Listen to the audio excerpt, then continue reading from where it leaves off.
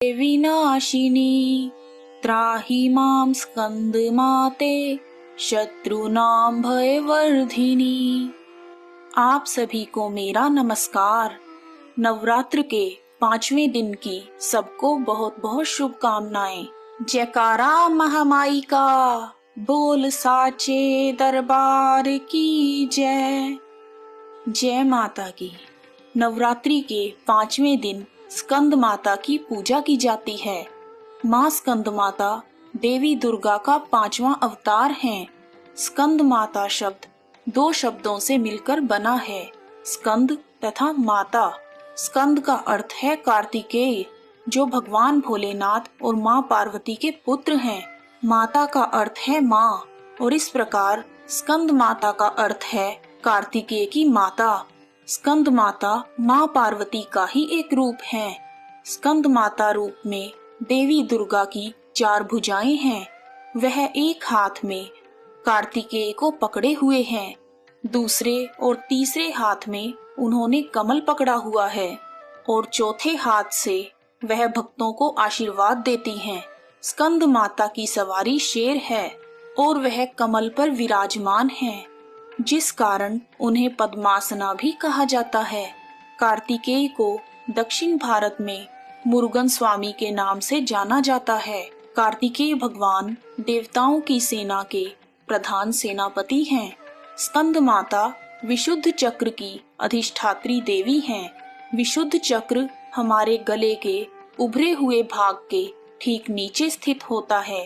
माँ स्कंद माता की पूजा करने से विशुद्ध चक्र जागृत हो जाता है, जिसके प्रभाव से व्यक्ति को वाणी की सिद्धि प्राप्त हो जाती है और उसकी आयु में वृद्धि होती है। स्कंद माता की आराधना करने से 16 कलाओं और 16 विभूतियों का ज्ञान होता है। स्कंद माता की एक बड़ी ही रोचक कथा है। आइए शुरू करते हैं। ओम देवी स्कंद माताय नमः। सती द्वारा स्वयं को यज्ञ में भस्म करने के बाद शिव शंकर भगवान सांसारिक मामलों से अलग हो गए और कठिन तपस्या में लीन हो गए। उसी समय देवतागण तारकासुर के अत्याचारों से कष्ट भोग रहे थे। तारकासुर को वरदान प्राप्त था कि केवल भगवान शिव की संतान ही उसका वध कर सकती है। बिना सती के शिव की संतान नहीं हो सकती। यह सोचकर देवता भगवान विष्णु के पास मदद के लिए गए, लेकिन विष्णु जी ने उन्हें कहा कि इस स्थिति के लिए आप सब स्वयं ही जिम्मेदार हैं। अगर आप सब दक्ष प्रजापति के यज्ञ में भगवान शिव के बिना उपस्थित नहीं होते तो सती को अपना शरीर नहीं छोड़ना पड़ता।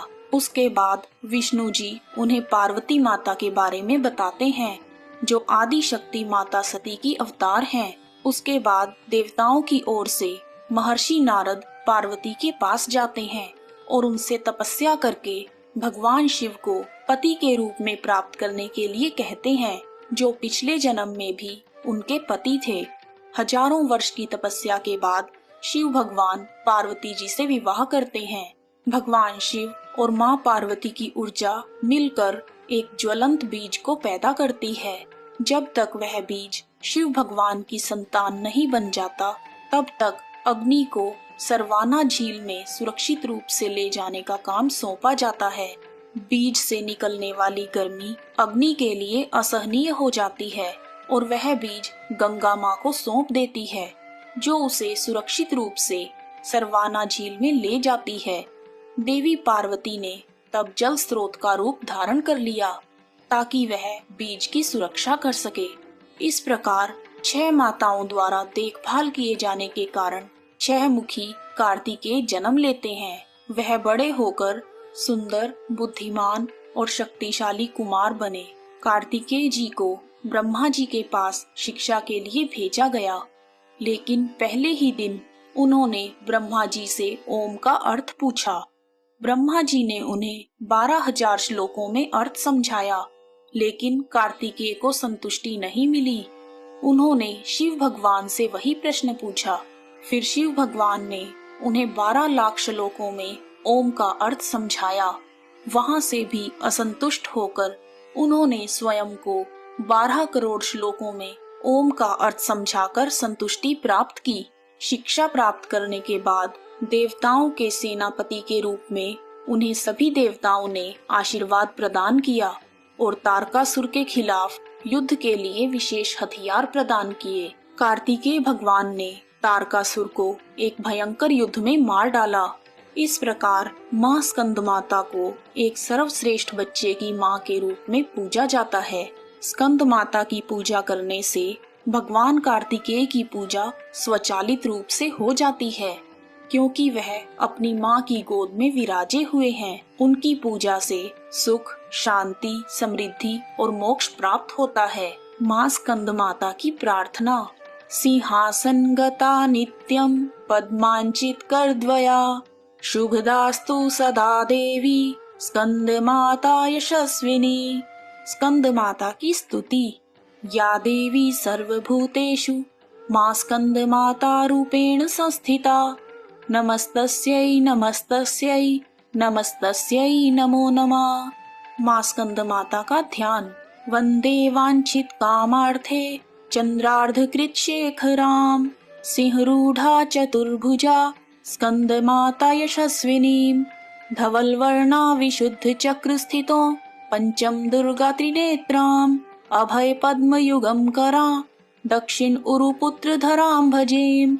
पटांबर परिधानाम मृदुहास्या नानालंकार भूषिताम, मंजीर हार केयूर किंकिणी रत्न कुंडल धारिणी। प्रफुल्ल वंदना पल्लवाधरा कांत कपोलाम पीन पयोधराम, कमनीयाम लावण्याम चारु त्रिवली नितंबनीम।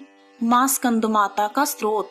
नमामि स्कंद माता स्कंद धारिणीम, समग्र तत्व सागरम पार पार घराम। शिवा प्रभा समुज्ज्वला सफुच्छ शाग शेखराम, ललाट रत्न भास्कराम जगत प्रदीप्ति भास्कराम। महेंद्र कश्यपार्चिताम सनत कुमार संस्तुताम, सुरासुरेंद्र वंदिता यथार्थ निर्मलाब्धुताम। उत्कर्य रोचिरुविजाम विकार दोष वर्जिताम, मुमुक्षुभिर्विचिन्तिताम विशेष तत्वमुचिताम।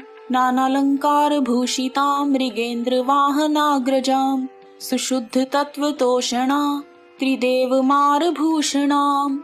सुधार्मिकोपकारिणी सुरेंद्र वैरी घातिनीम, शुभाम पुष्प मालिनीम सुवर्ण कल्प शाखिनीम।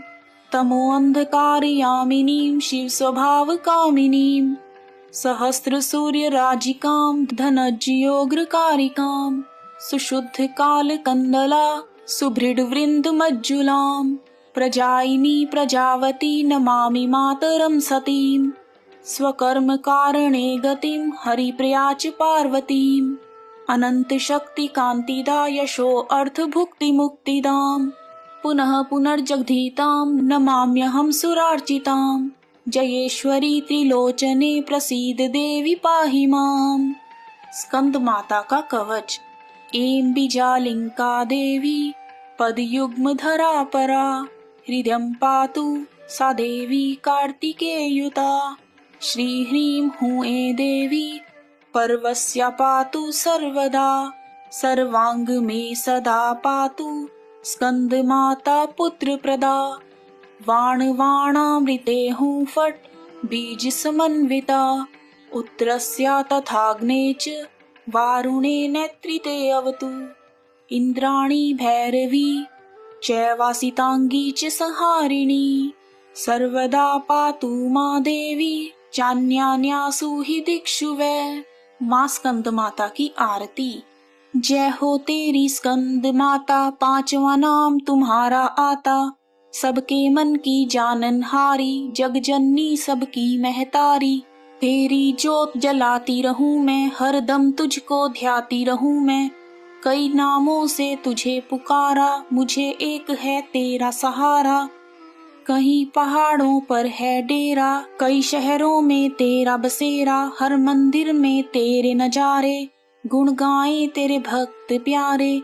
भक्ति अपनी मुझे दिला दो शक्ति मेरी बिगड़ी बना दो, इंद्र आदि देवता मिल सारे करे पुकार तुम्हारे द्वारे। दुष्ट दैत्य जब चढ़कर आए, तू ही खंड हाथ उठाए।